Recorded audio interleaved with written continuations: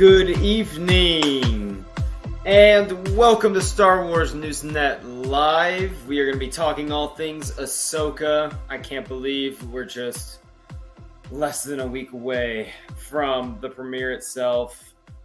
Some of us are lucky enough to be in Hollywood for the Hollywood premiere, those people that are the lucky ones on this earth.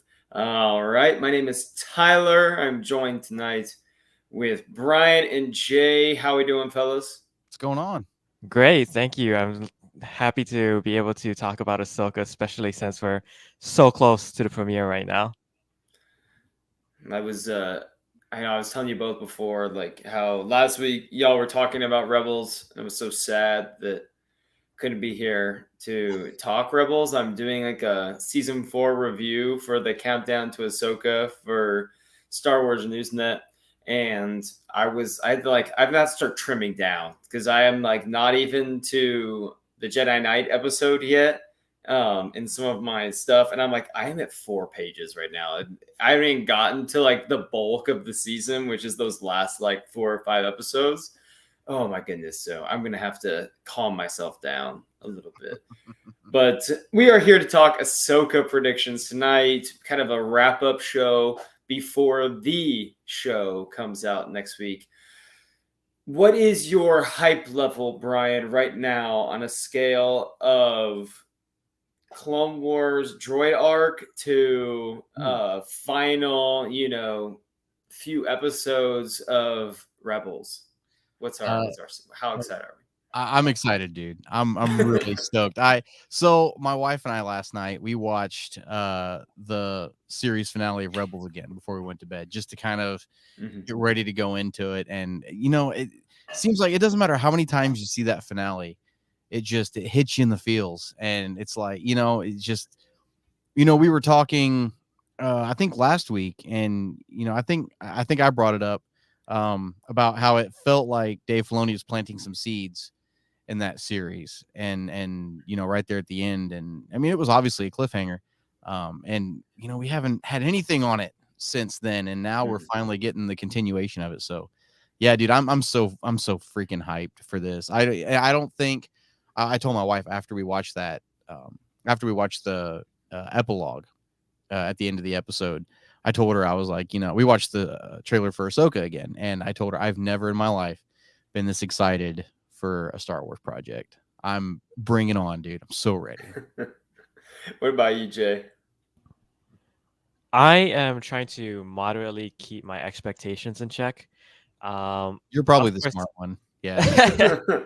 I mean, I think that there's a lot riding on this, and all I can say is, I think that I just hope that they don't mess it up, and I think they really won't. I have full faith in Dave Filoni. I have full faith in Rosario Dawson and in Natasha Liu Bordizzo and the entire cast and crew to deliver just a good show. That's all I really want. It's just a good show. Again, don't want to try and have my expectations through the roof, but hopefully by the end of it, it sets up for even more bigger Star Wars events, which we know are coming. So we're going to be talking, strictly Ahsoka show tonight. We're going to get into predictions, what we hope to see, maybe what we hope not to see, all of that good stuff. But I want to say for those joining us live tonight, thank you for being here. Drop any predictions, comments you have in the chat. We would love to see it. If you're, watching on Twitter and you're scrolling through and your comments not showing up, you can tweet at TyBrad5 or tweet us at Star Wars Newsnet, and we can make sure I'll have my phone next to me, be monitoring that as well. We want to make sure we chat about whatever it is you guys are interested in for the Ahsoka premiere, for the series itself. Before we get going, I just want to preface this. I need to come clean.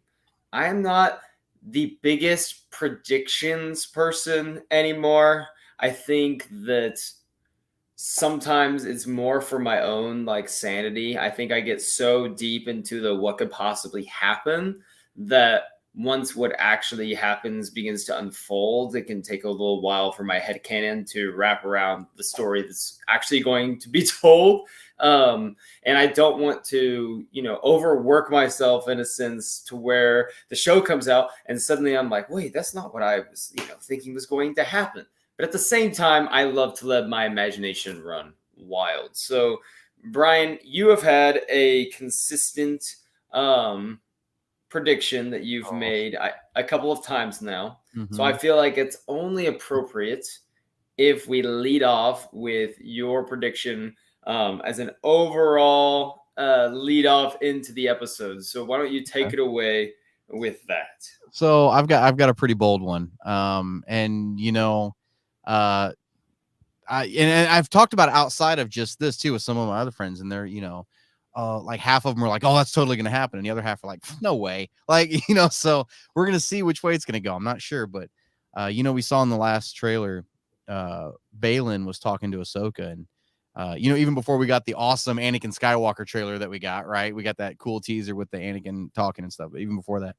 But he makes the comment, Anakin spoke very highly of you, so we know they met. We know that they met face to face at some point. And I think knowing Dave Filoni and knowing what we've gotten so far in these other series, with Obi-Wan and Anakin sparring before, episode 2 and everything like that, and the way Dave Filoni works, and not necessarily how he thinks, because I don't know how he thinks, because as a buddy of mine said, if I knew how Dave Filoni thought, I wouldn't be doing this. I would be doing what Dave Filoni does. So thinking how I think Dave Filoni would think, I have a prediction that we're going to see a flashback at some point to Clone Wars era with Hayden Christensen's Anakin Skywalker, a younger version of Ahsoka.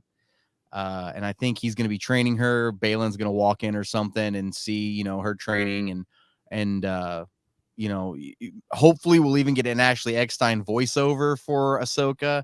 But have them talking, about Ahsoka, and Balin making some comment, about, how much she's, like him and everything like that.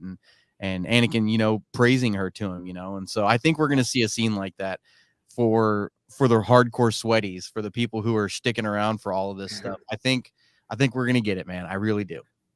I've been so hesitant on whether or not I'm all in on a Clone Wars flashback or not. Like I mentioned that to you guys a few times. Like on one hand, I'm like, a Clone Wars flashback, let's go. But on the other hand, I'm sitting here going, I hope we don't spend too much time retreading things that we've already seen.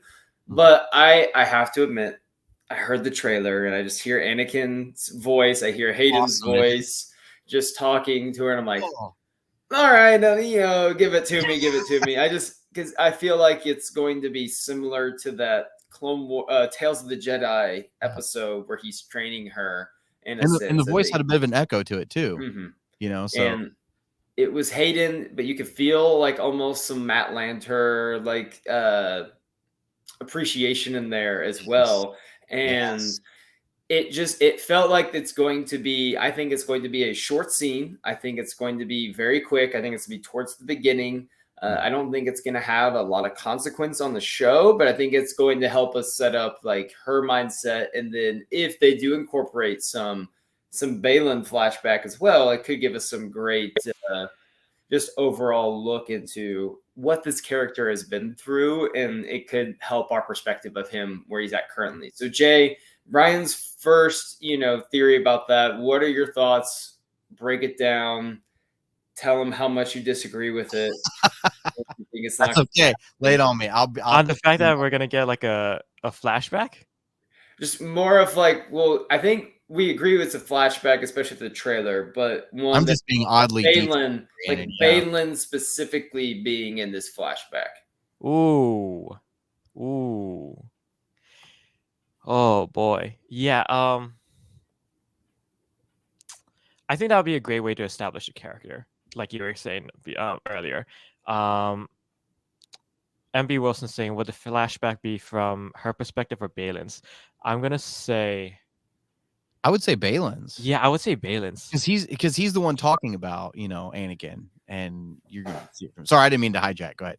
No, I mean, like, I totally agree with what you were saying, Brian, because I think there's so much unknown about Balin that I think that to have more information, more of the visual scenes of what Balin used to look like, what maybe how he survived Order 66, I think that that would be a really great way to even maybe establish a connection even with Ahsoka, you know. And again, like Brian was saying, maybe we could even get young Ahsoka that we're used to from Star Wars: The Clone Wars. The only pushback I have against a flashback from Balin's perspective, featuring Hayden, featuring Ahsoka, would be from the standpoint of we at this point in time we do not know that Ahsoka and Balin had any sort of relationship or really knew about each other. And in the trailer, it kind of makes it seem like he knows who she is, but she doesn't necessarily know who he is. Right. And Yeah. so if it's from his perspective and Hayden's there, we see the young Ahsoka, like, is he just like watching a training session from afar? And like, it could be as simple as that. It just seems odd to me that if we're getting an Ahsoka Hayden, like, or sorry, Ahsoka Anakin, kind of like an intimate moment between the two of them to establish this relationship. To me, it feels like it almost needs to be from Ahsoka's perspective, just because the emotional connection that might establish with fans who haven't seen Clone Wars or Rebels and are learning about that relationship for the first time, and they're like, oh my gosh, like they see it there, and then they go back and it cuts back to her kind of, you know, maybe even speaking with Sabine or a Hera, or just, you know, doing a quiet meditative Jedi thing, whatever that is. I don't know. What do you think, Brian? Yeah, no, yeah, I would see it as like, you know, Ahsoka's training, or, you know, we saw in Tales of the Jedi, Anakin training Ahsoka basically for Order 66. How many times did she get knocked out? And how many times did he say, you know, oh, you were out for a while, you know? So what if she's laying unconscious, drooling on herself on the floor, you know, and Balin's just like, you're being a little rough on her, you know? And Anakin's like, she can take it. You know what I mean? Like, speaking highly, you know, I don't know. But you're right. I mean, I think we're going to see the Anakin Ahsoka relationship really bloom, though, in the quote unquote present, like with Anakin's Force Ghost, and actually see that interaction. I think that's where we're really going to see the Snips and Anakin really kind of come through. And I just got goosebumps thinking about it. That's what I was going to predict too. It was like, we're definitely going to see Anakin Force Ghost. Yeah.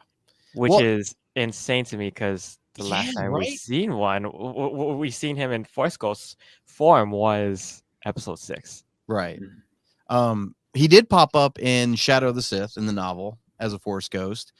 He was having some difficulties because of a disturbance in the Force talking to Luke, and his Force Ghost was like flickering between the young version and the old version of him, you know, from the original theatrical version of his Force Ghost, and kind of back and forth. And so that was kind of cool. So we know Anakin knows how to do it. We know we're getting a story from a certain point of view, Return of the Jedi, that's going to be an Anakin story on how he learned to become a Force Ghost. So we know that's coming.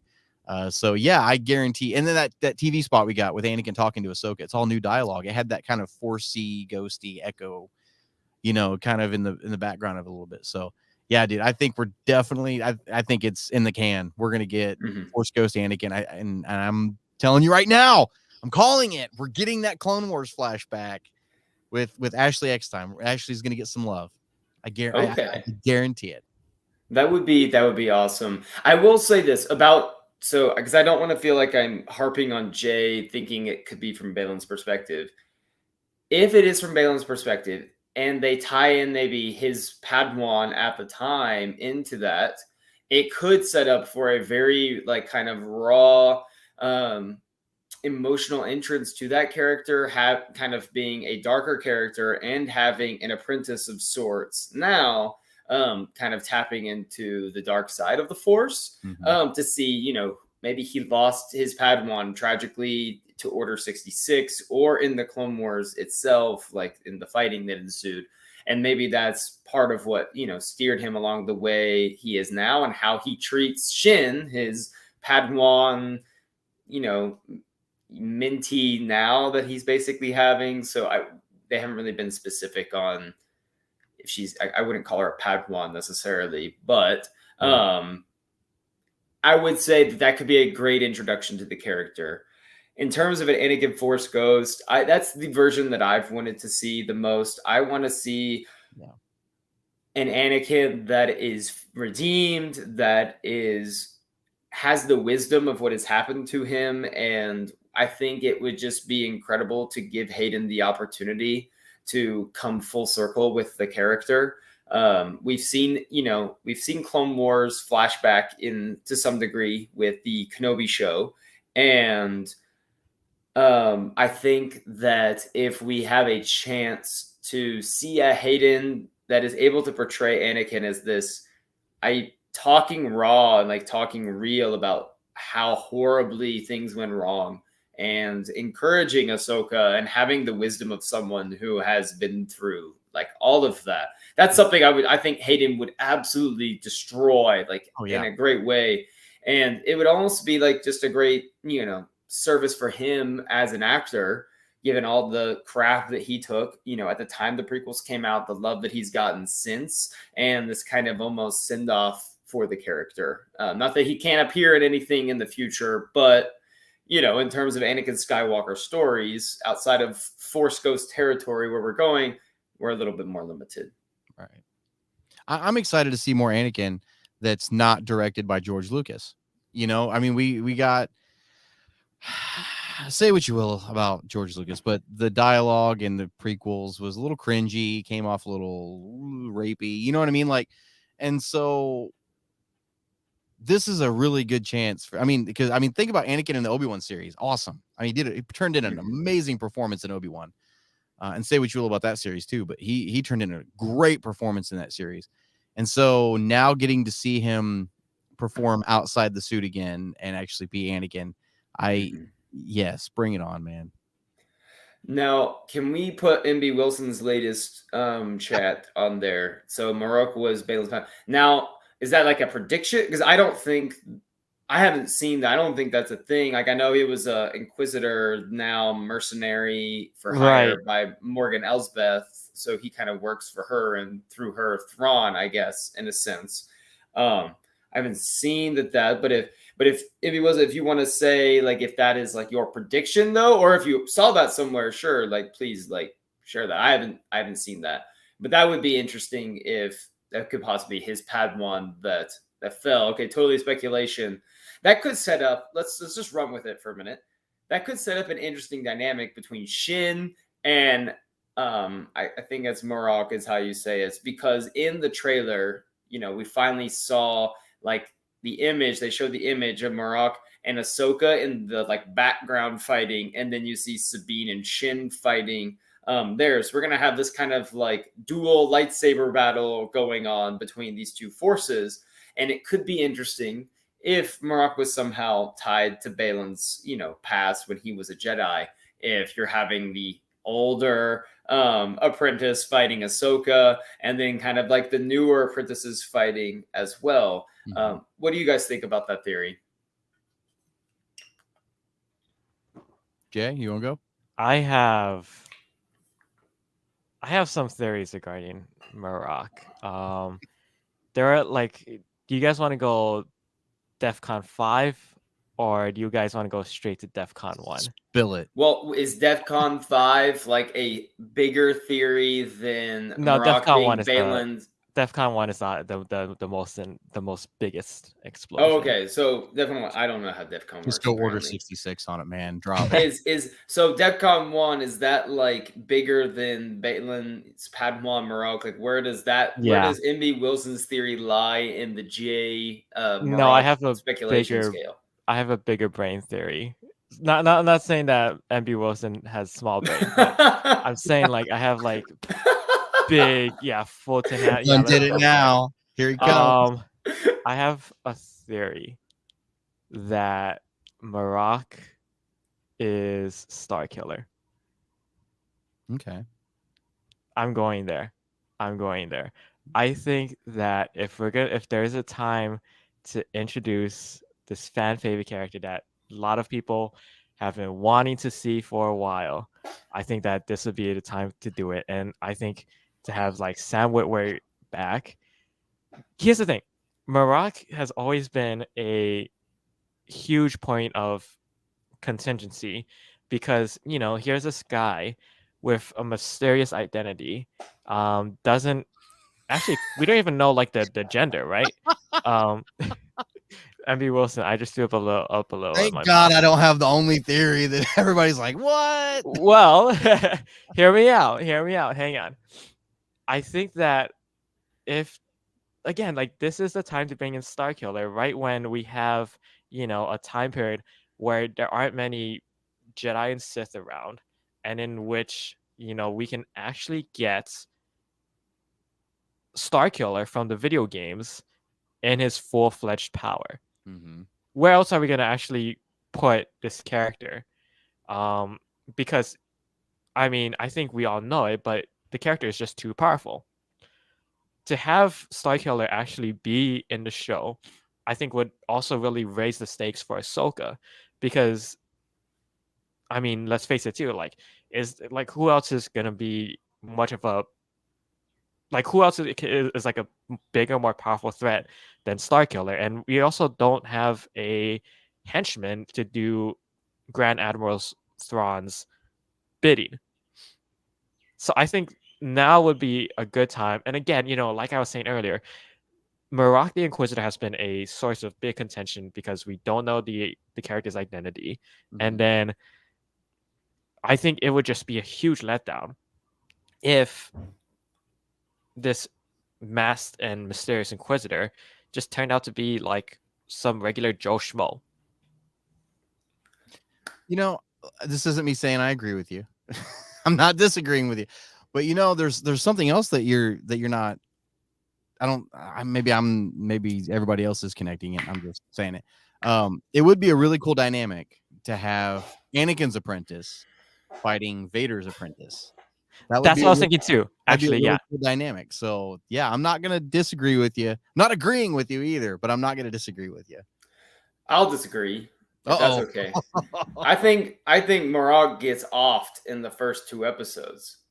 I think it's a service to get fans excited in trailers because you see another lightsaber in action. You can show multiple like dual points because you could show Ahsoka fighting Baylan, you could show Ahsoka fighting Marag, you could show Sabine fighting Shin in multiple times. I think it's going to be a smaller side character that ultimately just kind of serves up how powerful Ahsoka is, and to finally, in a sense, do away with the remaining Inquisitors that could have been left.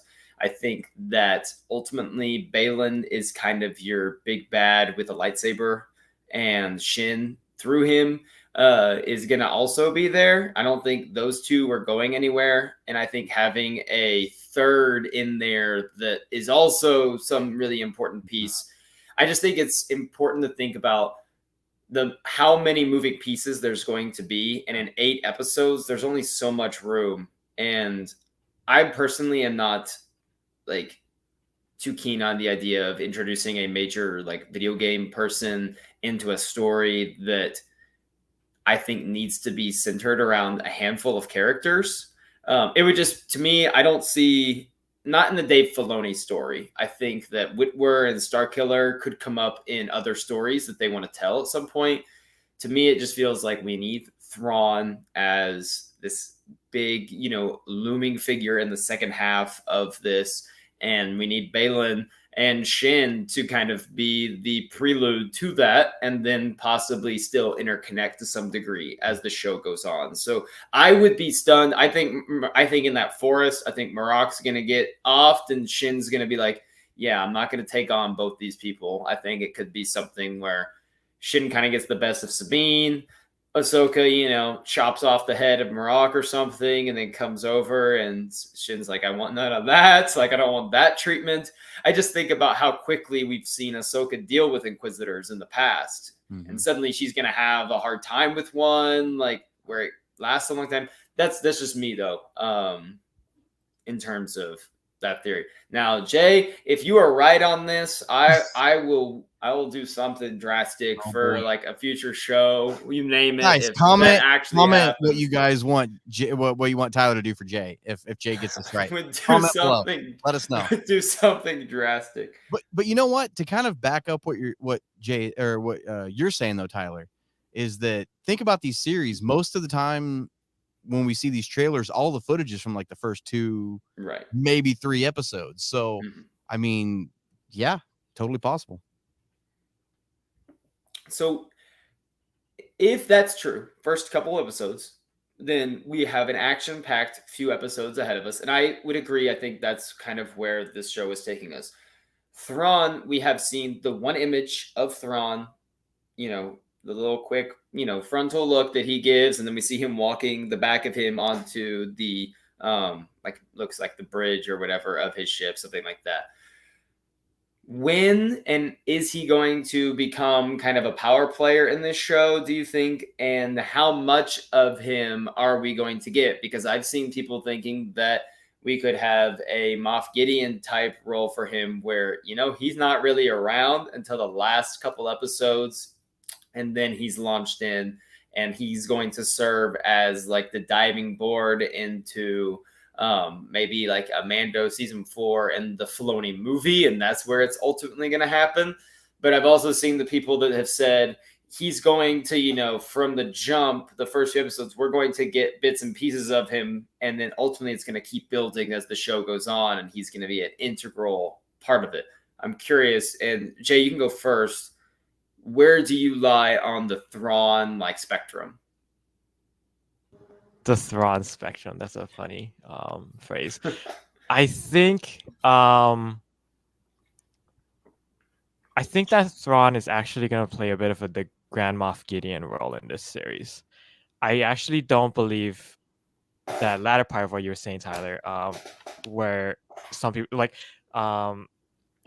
that Thrawn is going to be a big player from the get-go. I really don't. I don't think of him as someone who should be in front of the camera so often. I think the less you see of him, the better. But I also think that to have him be in the latter end of the story could also just, it's like that emperor role where, there is a bigger threat lying behind the big tough lightsaber wielder.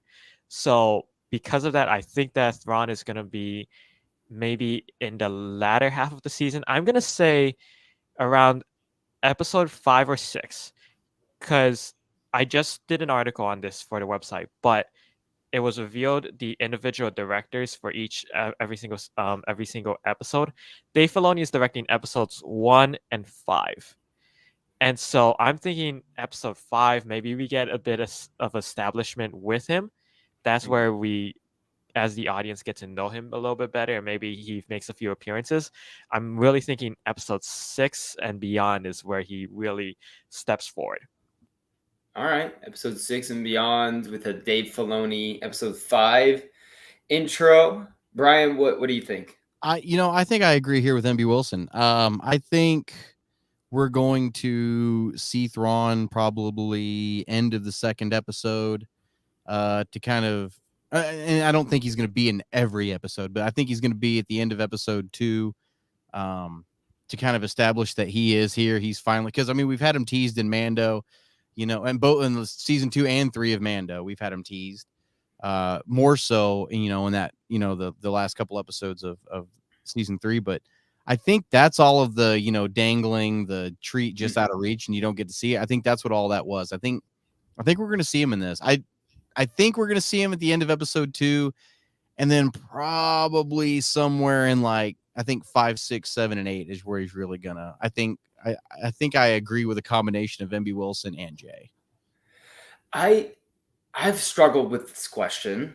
I think I lean towards where MB Wilson and you are, Brian, where I think I will be not shocked. I will be very surprised if he is not if we don't hear him speak in some form or fashion and see him a little bit in the premiere. I just think that everyone's going to be so excited for all of these characters, especially Ahsoka herself and some of these new characters, that there would be a little bit of, wind let out in the sails, just a little bit of a, if the guy that is behind, all of this that we're expecting to be kind of the big bad of the Mandoverse and the Filoni movie coming up in a few years, if we don't have that established. And my fear, if they take the route of too long of a wait, is that you are going to confuse some of the fans that are not familiar with Thrawn at all.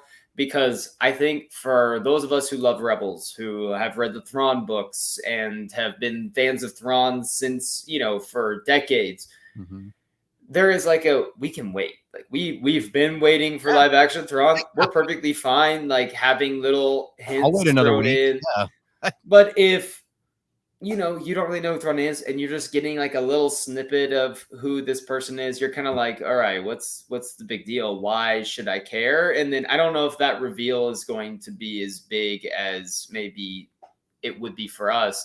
And I think that the tricky part of turning a show universe into a movie is you're going to have people that enter into a movie someday without having seen the shows. Yeah. And so that villain needs to be someone that is showing up early and often in as many places as maybe you can before that movie happens. So I think they're really gonna build up, Thrawn in this one. But in terms of the action points, I think Ray Stevenson's character, Baylan and Shin, they're going to be, serving as the main points of your ground assault, just fierce battle. I think Dave Filoni's got some great lightsaber duels brewing for us. But yeah, I think for Thrawn, I think we're going to see him early and often. There could be a little bit of a gap. And then I think Jay's correct. We're going to just get a heavy dose of him towards the end as well. Yeah. I'm ready for one of those just hopeless situations for a character where Thrawn explains to them how hopeless the situation is for them. And then they're taken out in just like a brutal way. So that kind of go ahead for it, Brian. I had a question. I'm just trying to cut you off. Go ahead. Yeah. Go ahead. So that kind of leads me to my question. In terms of tragic deaths that Dave Filoni has been known to give us in Clone Wars, Rebels, it stands to reason that there is going to be an emotional departure for us in this show, or possibly not, because there's going to be more to come. And we know that the Ghost is in Rise of Skywalker at Exegol. We have no idea who is piloting the Ghost. For all we know, is it could be like a Jason Ezra Sabine. If there is a character that is going to get off in a search for Ezra, there's two that make sense for me. I think Zeb makes easy sense because he is very expensive to probably create and have. And he is kind of, I would say, not as beloved as, say, some of the others, or integral to the story. Right. And then the one that would really be the gut punch is if Hera ends up, getting off, and Jason is now, was, we know he's going to be in it, he's now an only child.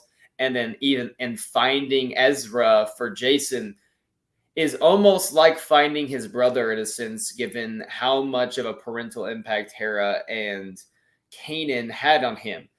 So my question is, what is the likelihood you think that we get met with Hera Syndulla's, end in this, or possibly a Garazeb Aurelios end in this show? And Brian, I'll let you gotta just take the lead on this one. I'm going to say next to 0 in this one. Okay. When we get to the film that Dave Filoni's doing, I think all bets are going to be off. But I think for right now, like you said, this is basically the territory where they're going to establish Thrawn for people who don't know who he is. And for those who do know who he is, think about, like, when you're talking about this hopeless situation a while ago, I think we're going to get that. I think we're going to see exactly how tactical he can be. And it's got to be something that's so intricate that makes people go, whoa. this guy is really smart. Because think about the last time we saw him, right? We saw him actually get bested at the end of Rebels. He actually got bested by Ezra and by the Rebels, by Ezra more so than anything.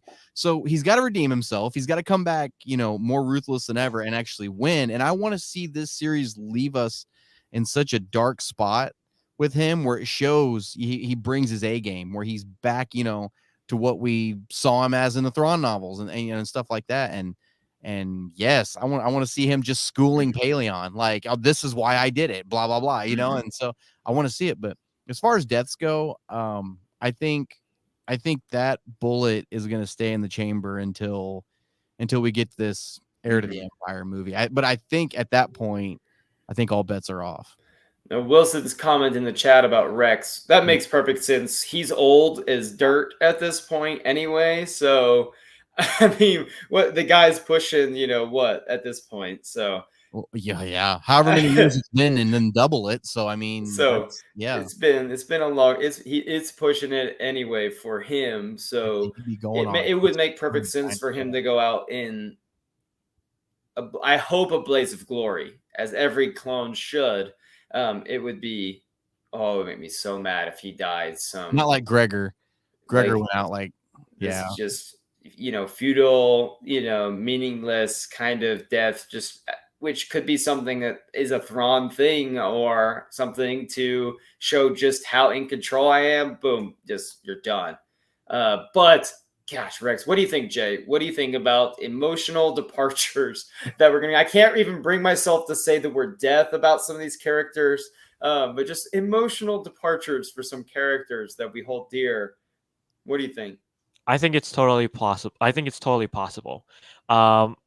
that while it's still very low, I'm not saying it's 0% chance that a character is gonna die. I'm gonna say like a 33% chance that a character is gonna die. Your nominations for who dies, Tyler, for Zeb and Hera, I actually think those are really good predictions. I think that Hera probably a little bit higher than Zeb. I think that Zeb is actually like could be. I think he has a lot of potential though, to be explored in live action. So that's why I'm hoping it's not him, and I don't think it will be. One thing I will say about a lot of these legacy characters, like that are from Star Wars Rebels, I'm curious about how, if these characters do die, how impactful that's going to be for the audiences who have not seen Star Wars Rebels or animation. Even for Rex, I think Rex is actually like a totally viable character that could actually die and does serve to advance the plot and the development of Ahsoka.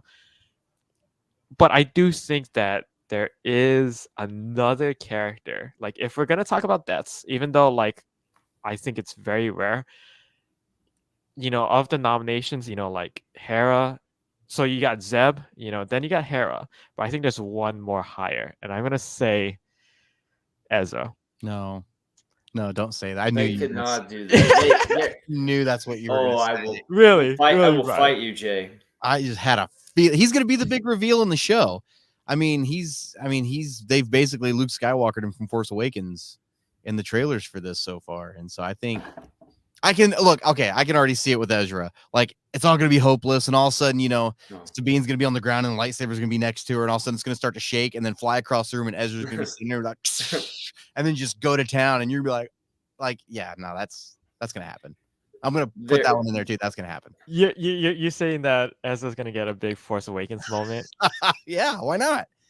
All right. Poetry, man. Remember? Poetry. There's just no way that. So I believe that even characters that some people will have not seen before because they haven't watched the animation, you could tell a great story that still makes that death, or for them, really impactful. With Tim, character, people know that face because they know that the clone's face. They have at least some sort of relation with that. So even just seeing like Tim, a character played by Tim, die, if they get to know him a little bit, that could be something that generates something. But Hera is a parent. Like, you could develop that relationship she has with her son.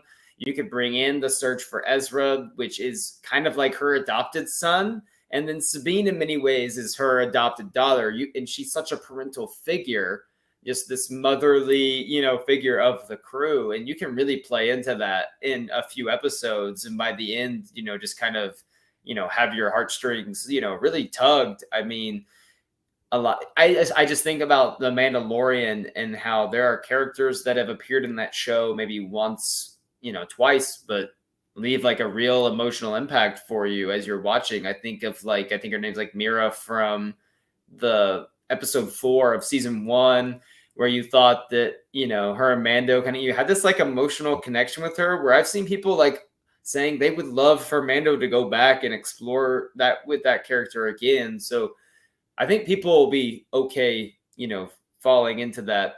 Now, Wilson brought up the point about what about Balin? I agree. It was just, I was mainly thinking about like our heroes and the people that we have like prior connections with. I think you could do kind of juxtapose that with a Shin who could potentially be taking the next step forward into being kind of this villainous character and losing her master, and maybe the hatred over who ends up killing her master could boil over, and you could have like your emotional moment could be on the villain's side. We've seen that before. And I do think we will see Zeb. I think introducing him in the end of Mando season 3 was their way of saying, like, here he is. Yeah. I think it's going to be rare because of how much it probably costs for them to make him and make it work and make him look good and make it work. So I think he has to be there in spots. He's not going to be like a main driving force, though. I hope that maybe if like a big budget movie comes up and they pour some resources, then we could see a bigger role for him there. But do you guys have any last thoughts on any of that? Because I have a question that could lead to some interesting predictions for you that I think that you will find a little bit interesting. We're good? No? I was going to mention, I think we're also going to see some Heir to the Empire characters. I think we're going to see Like more. who? I think we're going to see Talon Card Okay.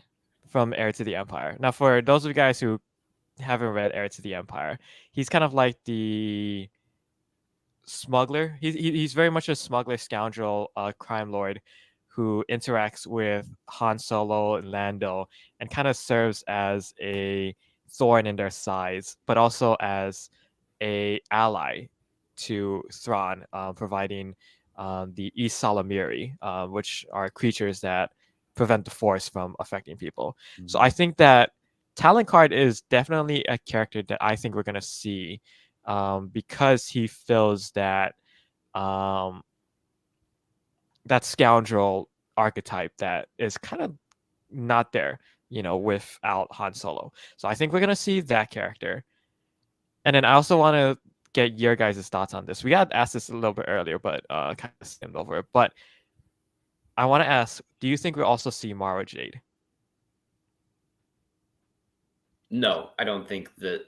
I don't think that character will ever be a canon force. I don't think it makes sense. There's so many canon or Legends characters that do make sense and can easily slide in that they have done. It would just feel weird given everything that we know cannot happen with that character due to the canon decisions they've made. I think it's one of those that will always sound good to some fans in theory, but I think it would just muddy the waters a little too much, personally. If we didn't already have episodes 7, 8, and 9, and they had just been doing the TV stuff, I would say it was a real possibility. Mm-hmm. But because of like what Tyler said, where we're at with some of the decisions they've made with Luke and everything like that, and we haven't really seen anything like that, in Legends of Luke Skywalker novels, stuff like that. There's been no mention of it.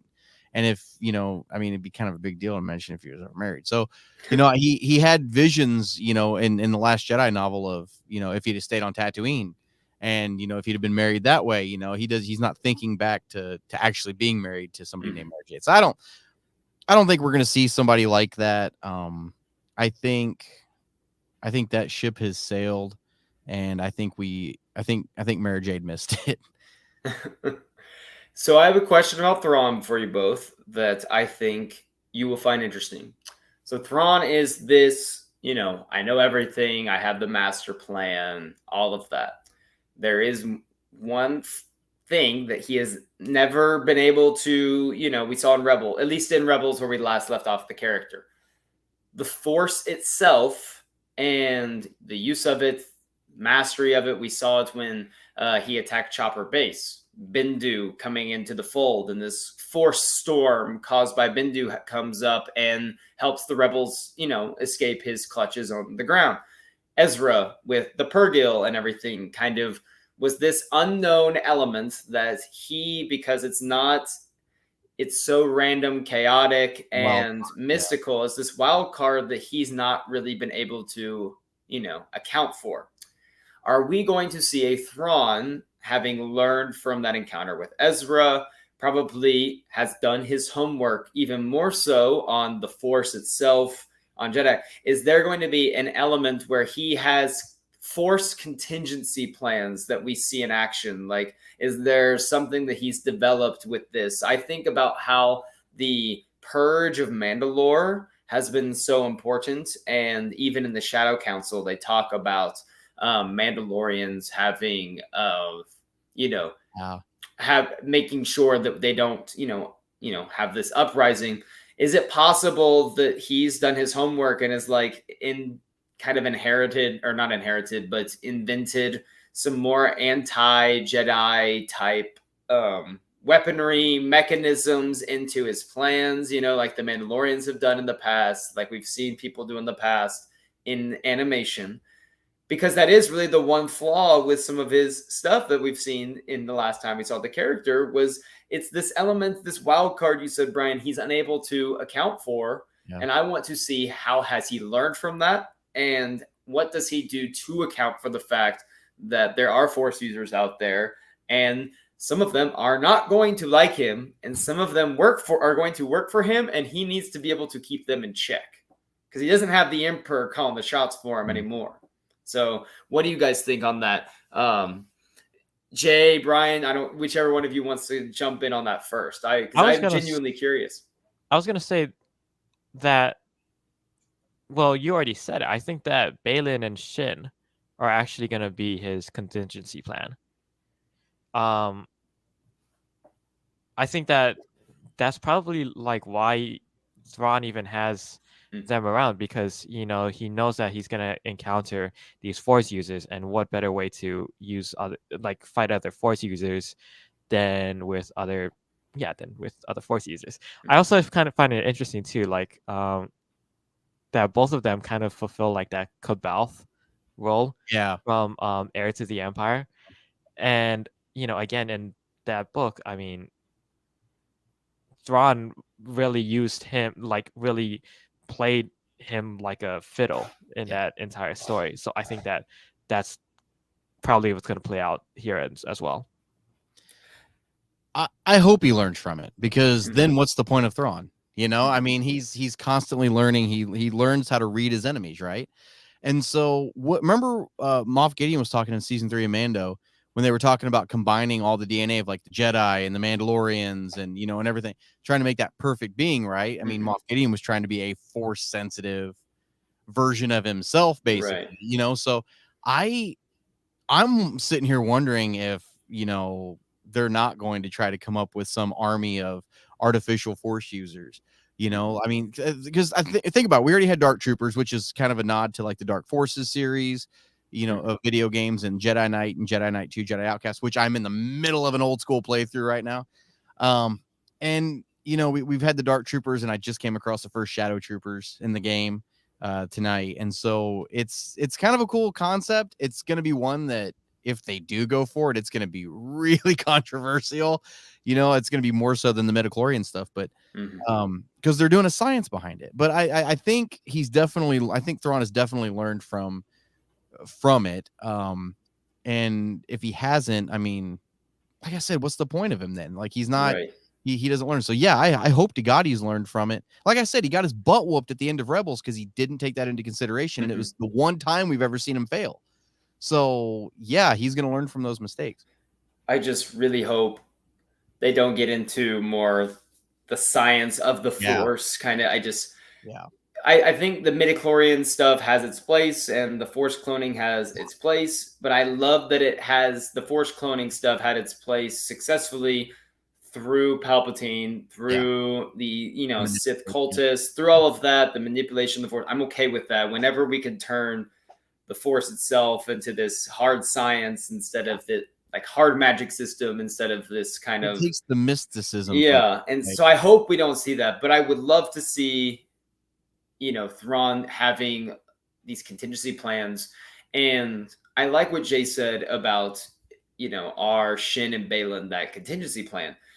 My only thing is the promise of power and control enough to ensure their loyalty? Because like what's stopping those Force users from then, turning around and coming back and hurting him? Because we saw how easily a trained Force user can, dispatch of an entire platoon of Dark Troopers when Luke just went to waste on them in Mando season 2. And so I just wonder what is that, because in, previously he had the Empire's or the Emperor's full, confidence and authority behind him to speak however he wanted to certain characters or interacting with like a Vader or interacting with whoever. And so I wonder now that he doesn't have that, it's pretty much himself that we're assuming he's going to be answering to. Who and what is going to be his contingency to control even the Force users on like his side? Because when I'm not convinced that people like Balin and Shin are just going to smoothly be like, yeah, we'll go with it, whatever you say, because it seems like they're searching for him. And I think in the trailer it said what happens when we find him or something, and Balin's like power like beyond your imagination or something. And I don't think that necessarily means we're going to work for this guy to get that power and be perfectly fine with that. So I'm not really sure what that is, but I would love to see what that's going to look like. Could it possibly be the Ysalamiri? Are we going to see like a live action, Ysalamiri, or however you say it, Ysalamiri? I mean, I know there are certain people that feel certain type of ways about that, and living creatures that repel the Force. I could see that being a point of contention a little bit, but remember, it's also coming from one of the most beloved Star Wars novels ever. So Star Wars fans, I think, are ready for that. Do you think it's gonna be something like that? I honestly have no idea. I wasn't like gonna make like this is what I think. It was just more of a hypothetical. Like it was more of a, I think that Thrawn is that character that has his plans and contingencies behind all of that, and it's well thought out because he makes his living by being the smartest person in the room, the most calculated person in the room. And the last time we saw him was when he couldn't account for the biggest wild card out there. And so it's been several years since then. How is he going to account for the wild card now? Because presumably he's going to, at some point, know that Ahsoka is coming after him with everything she's got. And at this point in time, she's, one of the predominant, most powerful Force users out there.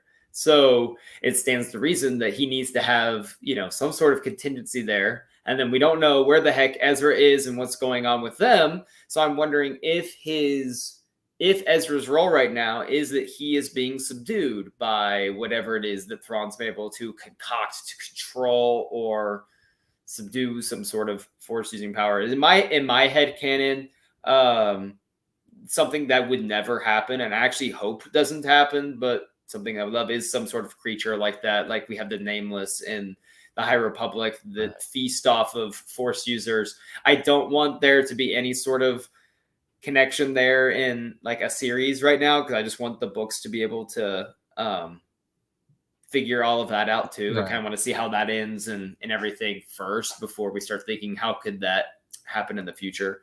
But that's kind of where I stand on that. I'm excited to see what Thrawn has in store because he has something crazy up his sleeve. Yeah. So we're getting up on the hour mark, so we should probably close it out. And there's no better way to close it out, I think, than just Ahsoka herself. Like, what are we expecting from her in the show? What is her arc like going to be for this?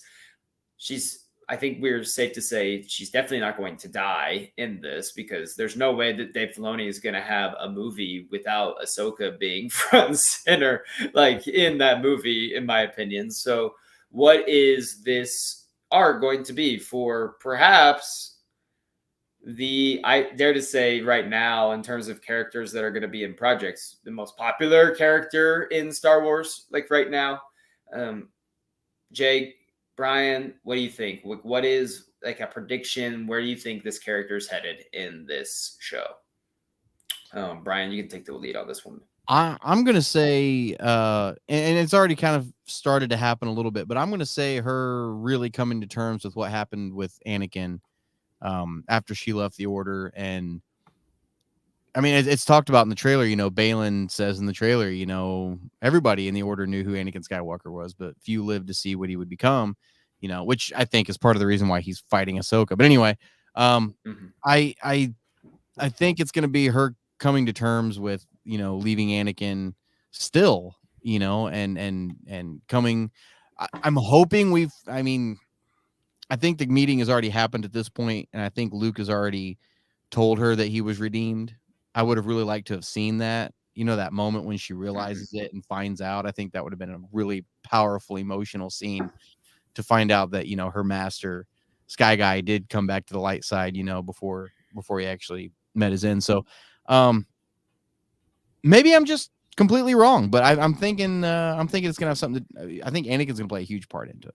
I would love to see their conversation. I've always held the belief that the moment that Anakin came back, she felt it. Like wherever she was, like because she has such a connection with him that she felt it. She may not have known what happened. And then she got that story from Luke about him being able to reach her or reach him and everything. But I just feel like, just like when Order 66 happened, and when she's like, feeling it on the bridge, she feels what's happening. And then she also hears, they have Hayden's voice, there, saying the lines. I think that she felt that as soon as he turned back, it was some sort of like just gut force feeling washed over her of feeling at peace almost a little bit. But she's definitely still has that survivor guilt of the whole Anakin thing. And she's going to have to reconcile with that. They've shown that in the trailers. She's still wrestling with it. I walked out on him. I left him before he could complete my training. And just like I walked out on Sabine, like she said that in the trailer, and she's going to have to reconcile with her role, as a Jedi, as this person who has a lot of wisdom to share. And they've even, I think, hinted on the themes of that in the trailer with the voiceover of Yoda just saying "pass on what you've learned." We've seen that in all these Master and Apprentice trailers. But Jay, what do you think? I mean, similar to what you were saying right there, Tyler. I think this is again a big brain prediction. I think that Ahsoka is gonna actually complete her training and be a Jedi Master. Brian, remember last week when Miguel was talking about the last shot of the trailer, one of the shots in the trailer being a reproduction of Rebels, but this time Ahsoka has a gray mantle on, a gray cloak. I'm saying that at the very end of this show, at the near the tail end, after Ahsoka is at her lowest points, that's when she fully decides to dedicate herself to the Jedi, become a Jedi again, be a Jedi Master. And I think that maybe she's actually going to get trained by either Yoda or by Anakin. Yeah. I think that would, how fitting would that be? To be cool. Yeah, right. Like it'd be really cool. To see her activate the lightsabers one more time and they're blue again. That would, I don't know, but I don't think that would happen. But yeah, that'd be cool. I think also I think that would be a perfect way to also, in a way, show that Anakin did actually finally get the rank of master Yeah. by having you the know internet to would do go. it, yeah. The internet would go insane. It so would I be think great finally to getting his have medal, a.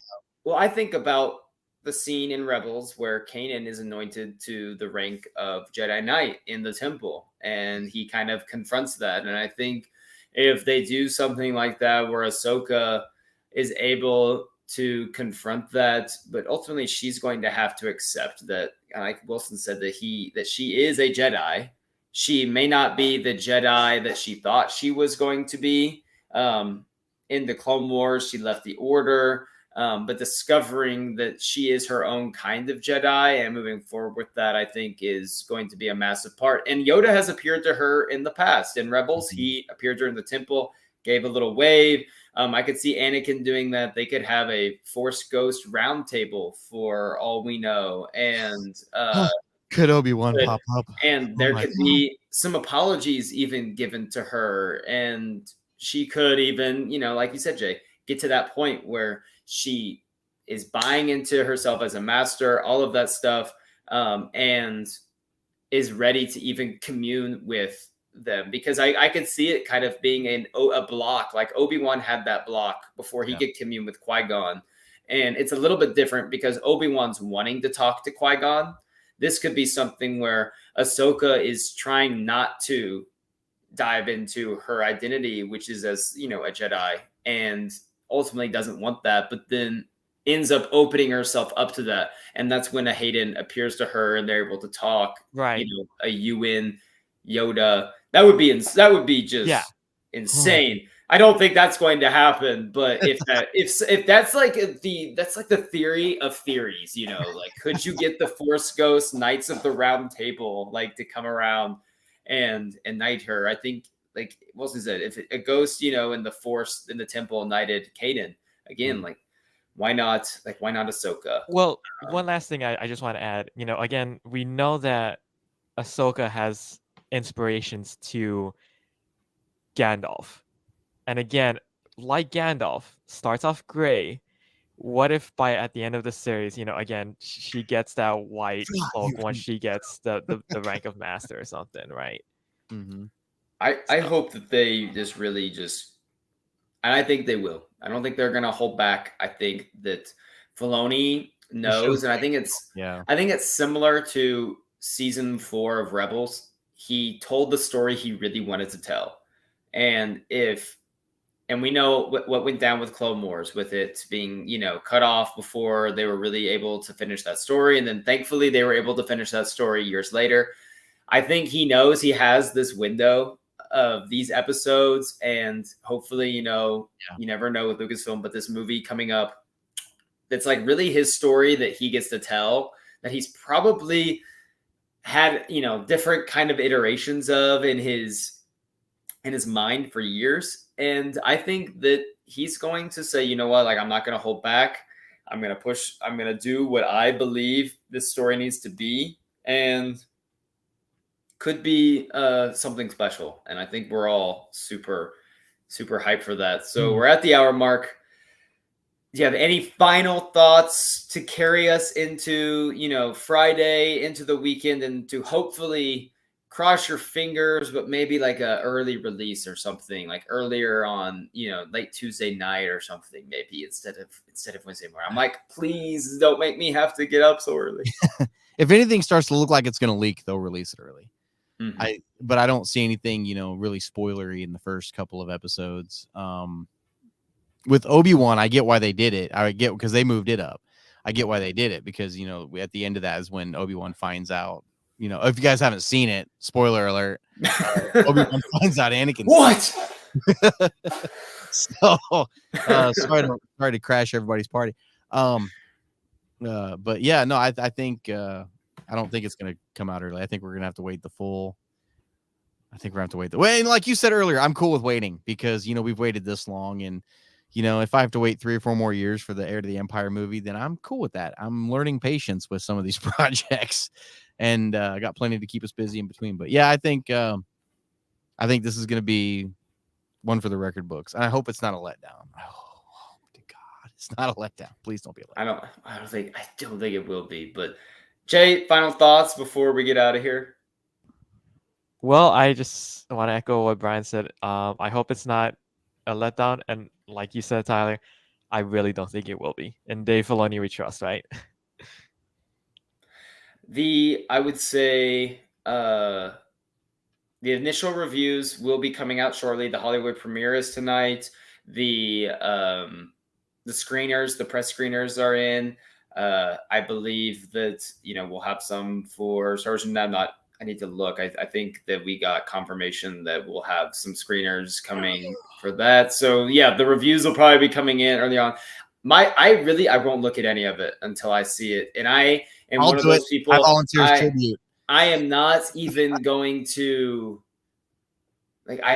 I'll be honest, I hate Star Wars fans a lot of times on the internet. They're like, the hilt of her lightsaber doesn't look, perfectly like it did here. The lines were going this way, now they're going this way. Yeah. Now Disney has ruined Star Wars for me because of this. And so some people just can't have a good time. So I'm looking forward to just having a good time with it and having fun. But it's going to be awesome. It's going to be epic. And Brian, will you close us out with a classic, you know what? Yeah, real quick. I volunteer as tribute for the screeners. And until next week, guys, may the force be with you guys.